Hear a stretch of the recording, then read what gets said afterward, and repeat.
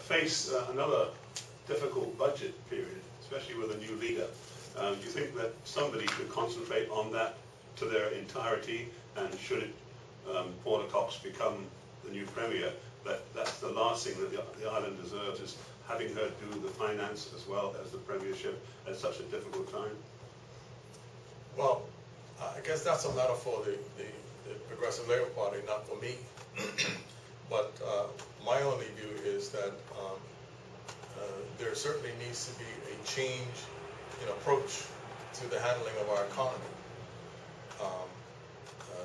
The policies that have been followed up to now have been failed policies, and they have resulted in us being in much worse shape than we would have been otherwise.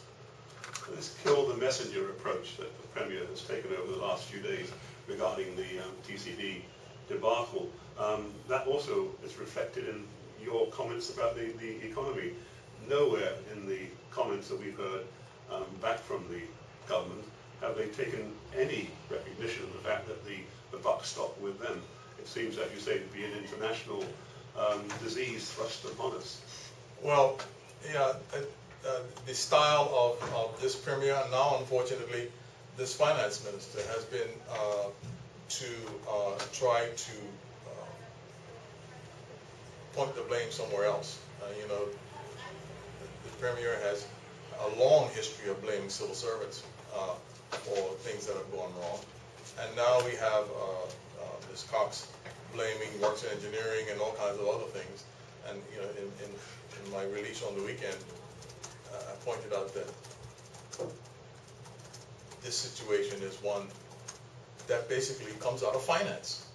It's a finance problem, right? And you know, the sooner we have ministers and leaders of this country that do both things. It's okay for them to take credit for achievements, but you can't take credit for achievements and then don't take the blame when things go wrong. And things are bound to go wrong. I mean, no matter how good you are, things are going to go wrong. So I think Bermudans would respect politicians who, you know, take the credit when things go well, but also do what, you know, you see it in sports all the time.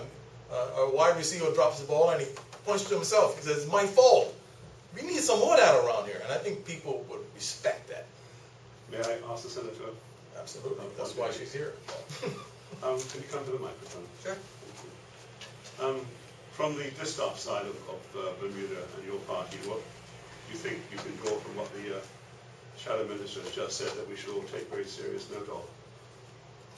I think from my perspective, I think we have to start recognizing that this business of trying to sort of say when the messenger comes and says something that you don't like, that you're going to turn around and deflect people from what's being said, is something that happens too often.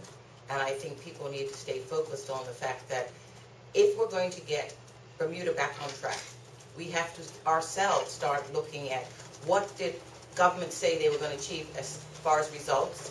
If they go wrong, be expecting that the government to come and say what are they going to do to change it. Using Bob's analogy a minute ago, if you made a mistake, the first thing you would want to do is to say what you've already put into place to make sure that that doesn't happen again. Sometimes you make wrong assumptions. At least acknowledge that the assumption was wrong, and therefore you've made something else, put something else in effect to make sure that control is there. Control is very important, and I think that's what we haven't seen, control. Control over spending, control over accountability.